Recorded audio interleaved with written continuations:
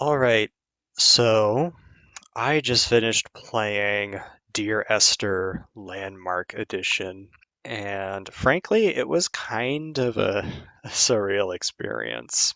I remember hearing a lot about this game years ago, and frankly, a lot of that has faded from memory. And I remember in particular, though, that a lot of people were saying, or at least a lot of noisy people were saying, oh, it's not really a game. You can't even lose. Or, some other dumb Gamergate style identity politics about how so and so's not a real gamer because they like Animal Crossing instead of like shooting photorealistic people in the head with real guns or something. They weren't a man's man, or I guess a nerd's nerd. Aside from that, I didn't really remember much about it, and I recently, before this, played Metroid Other M, and I was floored by how much I liked it. I know this opinion is not exactly popular, um, but I think Other M has a lot more going for it than people necessarily give it credit for. It does have some heinously bad writing at times, some of it funny, some of it not. But in general, mechanically, there's more going on with that game than people give it credit for, and that's a whole nother topic. But the point is, I played it specifically because all the outrage and a lot of the details faded from memory, and I wanted to see what it was, really like, actually give it a shake. And much to my surprise, I didn't just like it as someone who loves Metroid. I mean, any game that gives me the plasma beam, regardless of if it's appropriate, I'm going to like it at least a little bit. But I was surprised at just how much I liked it. It wasn't just okay, it actually I enjoyed it more than a lot of other games that get a lot more positive recognition. So I thought, okay, I'll try Dear Esther. I bought it for $2.19 on Steam. Before I get to anything else, I want to give what is, for me, I think, the codifying experience. And it was actually the very first interaction I had with the game. It was the opening scene when you hit start. The game opens with your character looking at this beautifully framed island vista. It's dark, it's moody, the waves lap the shore, the wind howls. A narration begins, and I had a feeling with this game that I don't really have with games in general, which is that I felt really intrusive. Like if I did anything with the controls, I was going to be breaking the scene. The camera was framed exactly as it should be, the narration hadn't finished. It was apparent I had control. My explorer's instinct told me I could look around and soak in the environment, and I was tempted to at first, but I refrained because it felt like it was going to be breaking scene. After another moment of thinking about it, I decided that, yeah, sure, I would look around. I look to my left, I see the waves, there's nothing noteworthy. I look to my right, I see rocks and grass and kind of a dilapidated building. The narration was still going, and I looked back to the framed, beautiful vista, and I was right. I felt like I coughed in a movie theater. This aspect was pretty much what codified the entire game for me. Normally, when you have a game, you should be able to tell someone after you've finished it why they should play it. And honest to God, I couldn't tell you what that through line is for Dear Esther. Almost everything about it is fine in a vacuum. The narration's okay. The environment looks very nice. There's some kind of intriguing snippets here and there with the plot that makes you want to know more about it. But by and large, none of it coalesced into anything remarkable. It felt like a game where I could improve it by just taking out the interactive element. As much as I hate that argument of like, oh, well, if you can't even lose, why is it not a movie? I don't think there's anything inherently wrong with exploration or low key gameplay. I hate the term walking sim. The term walking sim can kiss my ass. It has nothing to do with actually describing a genre of game. It's just identity politics bullshit that caught on as a name for some fucking reason.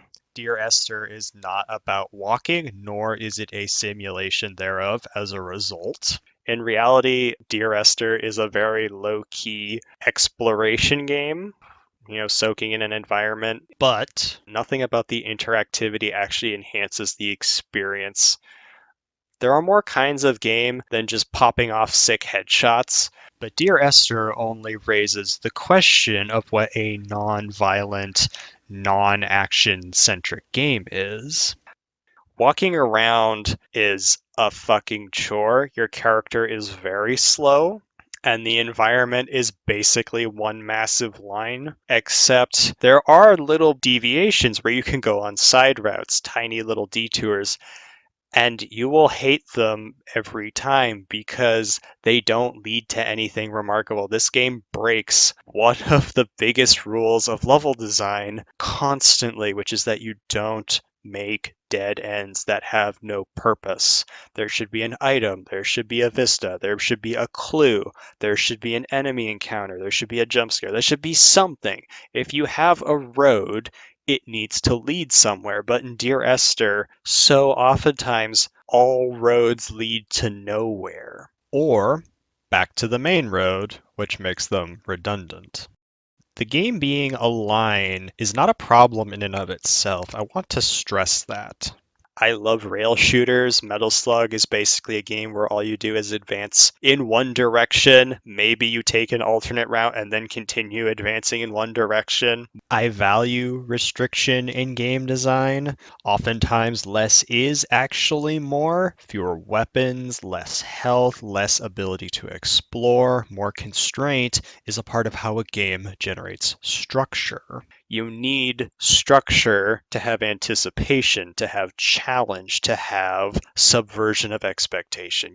Doom 2016 is a fabulous example of how this constriction enhances the experience. You start with a pretty dinky pistol, so you really feel the significance of getting the shotgun. When you get the machine gun, now you have a good ranged weapon. When you get the plasma rifle, now you have some of the best DPS that the early game is going to offer. They make you fight bigger enemies before they give you the rocket launcher so that you appreciate having it because you know what it's like to be without it. This is all a part of the game's weapon progression, which only works because they didn't give you everything all at once. Getting the BFG way later in the game only slaps as hard as it does because you spent so long without it. That having been said, this game does not use its linearity in any meaningful capacity. It's not a game where walking and having time to contemplate what is going on really matters. And in general, the gameplay was just tedious. And I really don't like that because it is a fascinating idea. It's a pacifistic video game. It's so detached from the conventional language of competitive, high octane, violent game design. But unlike Journey, unlike Metroid, heck, even unlike Doom 2016, it doesn't put anything meaningful in the quiet time. This is on top of the fact that the game opens with a mystery. Who is this guy? Why is he on the island? Is something wrong with him? Is something wrong with the island? We don't know. We just see a big glowing beacon in the distance, a flickering red light, and the urge to explore. But exploring is the worst thing you can do in this fucking game. You will go down a side path and see that there's nothing. And then, with the world's slowest video game character, have to walk back. I couldn't find a sprint button. It wasn't listed in the options. I tried shift, I tried some other things. Maybe there is one, I don't know. But regardless, the game doesn't go out of its way to show it to you. So, on top of the fact that it's a lethargic experience going down a side path, I assure you it is much worse coming back. Because, on top of the fact that you know exactly what you're going to see, you're also now fuming that it just wasted your time. The only real substance this game has to offer is the main path. There's some nice views, there's some nice music. The music is nice.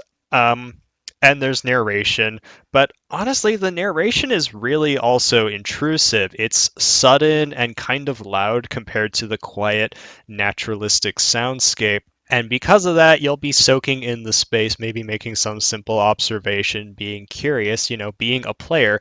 And then this guy comes in and just dumps a metaphor on you about how something about the shore relates to his illness or something. And then he just shuts up and it's back to quiet, and it's really jarring. Another penalty for trying to explore is the fact that by going off the main path, you're putting more time between you and the next event flag that will trigger the narration, which, as I pointed out, is basically the entirety of the game's substance. If it were just an audiobook and didn't have that problem, it'd be pretty okay. It'd be a nice audiobook. It'd be neat. But as a game, it's reminding me much too often of David Cage's games where they frequently feel almost at the very least apathetic, if not kind of hostile towards there being a player. Like the interactivity is just me going off script and ruining someone else's vision. It's not like Nier Automata where there's character customization that makes me want to engage with it more. There's not new items, there's not big new story beats. It just doesn't feel like it wants me there, which is such a weird feeling for a game. There's so little ongoing motivation to stick around. As strange as it is to say, it almost feels like Dear Esther is trying to resist being a video game, like it really does just want to be an audiobook or a short movie. It almost feels embarrassed to be, I guess you could say, video gamey. There's a quote I really like by Maxwell Adams, and I believe it was in response to playing Dark Souls where there is no multiplayer lobby for like getting people together to fight a boss. You have to do the whole like leave a mark on the ground summon sign thing, and it's frankly kind of tedious. Maxwell said, and I'm paraphrasing here, games nowadays seem like they're trying to convince you that you're not playing a game. I think that they should try to convince you that you're playing an awesome game. It almost felt like Dear Esther was trying to convince me that it wasn't a game or that it was more than your average game. And instead, it just convinced me that it probably would have been better if it wasn't a game.